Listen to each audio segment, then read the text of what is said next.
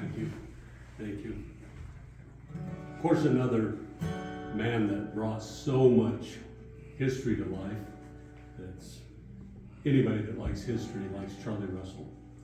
And when we look at his art, he captured a life that was disappearing before his eyes. He came to Montana in 1880, and at that time the railroad had made it, the Ogden Short Line had made it to Red Rock, which is just south of Dillon. And it was on its way north to Butte, to the copper fields.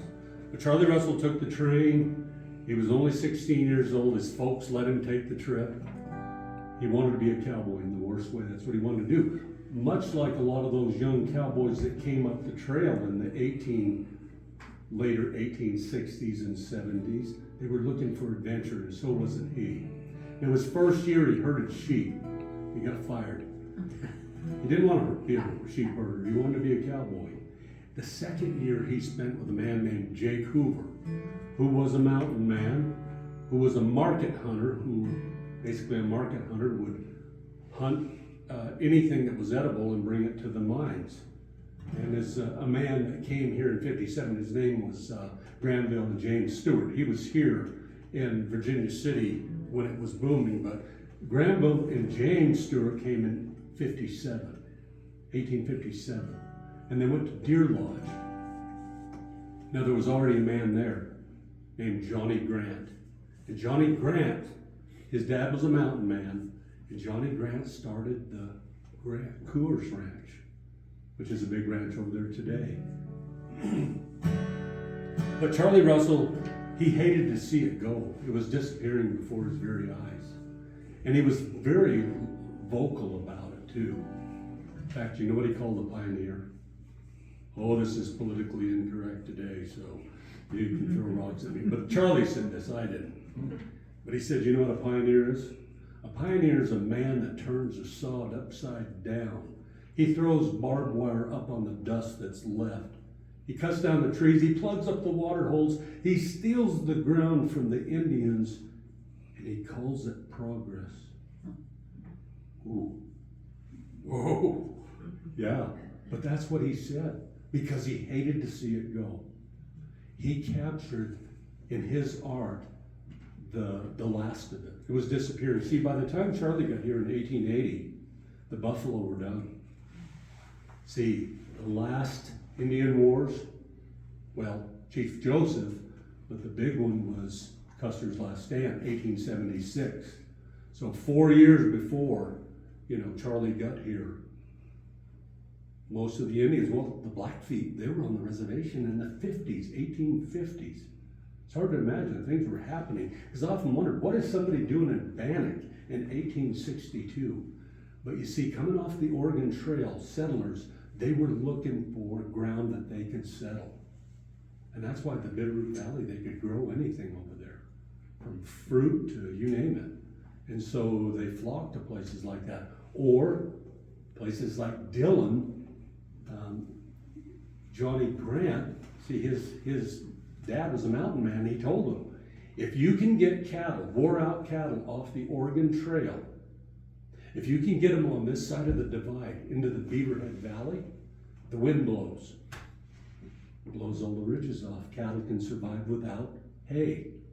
And that's how those ranches were started. Then they could take those cattle back to the Oregon Trail, Fort Hall, next August, summer, and trade 2 or 3 for 1. So that's how they developed their ranches up here. Other than people like, when it boomed here in Alder Gulch or Virginia City, Nelson Story, he realized we need way more meat than that. We've got to, if we can get beef here, and it was very profitable. The old P&O, which is the Matador today that just sold, maybe you heard, the Matador just sold over in Dillon, $250 million to a man named, his last name was Murdoch, anyhow. But I mean, that was one of the biggest ranches in the country, and still is. And see, the old P&O, Poindexter and Orr, they brought sheep from California in 1870. But sadly, what people don't recognize the Oregon Trail, they were bringing livestock with them, but they brought disease also. And we think that buffalo hunters killed 50 million buffalo. They didn't. To this day, you put a domestic sheep with buffalo pick up a virus, a pneumonia that kills them. I know we also keep a few buffalo around to train our horses on, cutting horses. So anyhow, they were bringing a lot of sheep into the country, so that was what was happening to the buffalo. They were disappearing. They said on the Oregon Trail, the die-off was so great that actually it formed a northern and a southern herd of buffalo. That's according to Wyoming PBS. And I believe that because they're very vulnerable to pneumonia, buffalo and bighorn sheep. See, bighorn sheep, you can't get them next to a domestic sheep. So not only smallpox come up the river, and not only some of these other diseases, these viruses, but things were happening in the West, and so livestock was needed. They didn't know it. They weren't bringing them on purpose. Now maybe some of the infected blankets they did. What's the stories that we hear, huh? But so a lot of history, and like they say about history, a smart man can learn from his own mistakes, but a wise man can learn from the mistakes of others. And hopefully we learn from it, huh? But Charlie Russell, I have a lot of respect for him. I wrote a song about him. I had to play it at the Montana Historical Society last fall. Anyhow, it's called Nighthawk. And a nighthawk, that was his job. Taking care of the horses at night. No fences, this is before barbed wire. No corrals, they're just running out. It's his job to keep track of the horses at night. Now on a moonlight night, that's not a bad duty, is it? Night like tonight, kind of warm, moonlight night. But how about when it's storming, it's pitch black and you can't see? But yet, it's your job to make sure the horses don't run off. It was one of the most important jobs. Horses were their lives. Granville and James Stewart, from what I can learn, hung the first man in Montana for stealing a horse. And you know what they said? I wish he'd have put up a defense for himself. But the guy said, you know what? I was wrong. I shouldn't have stolen it. And he took his hanging. And they felt guilty, like, we hung this man, and he didn't even put up a defense, but he knew it was wrong.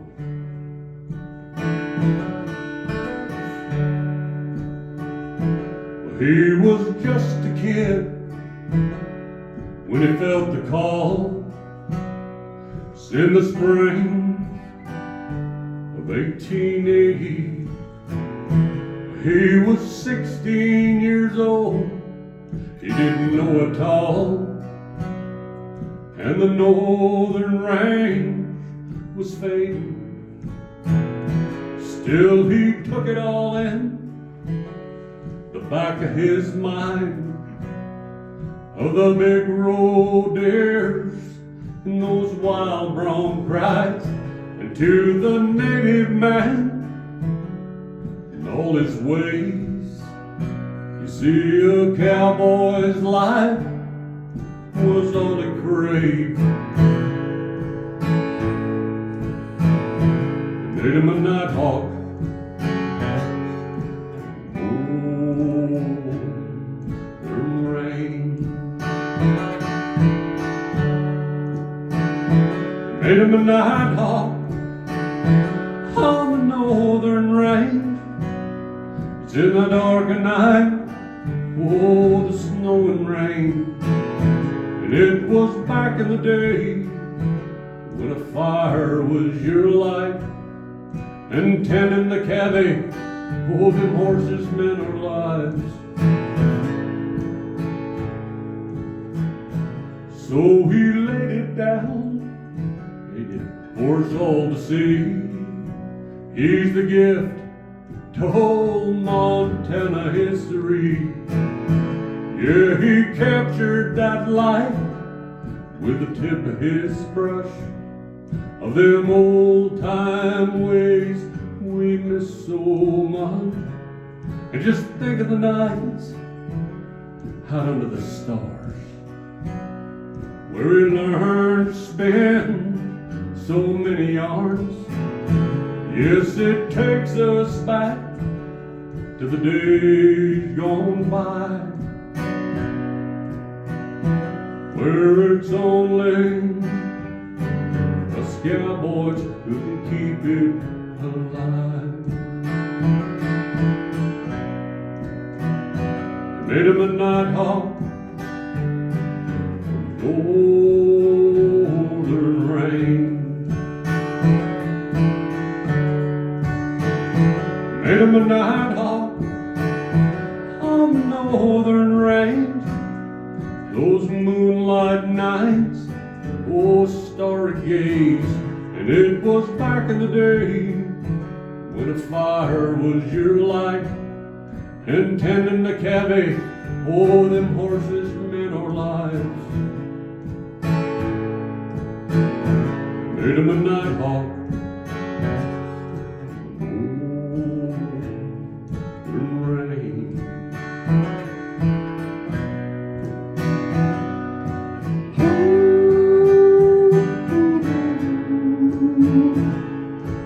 Ooh.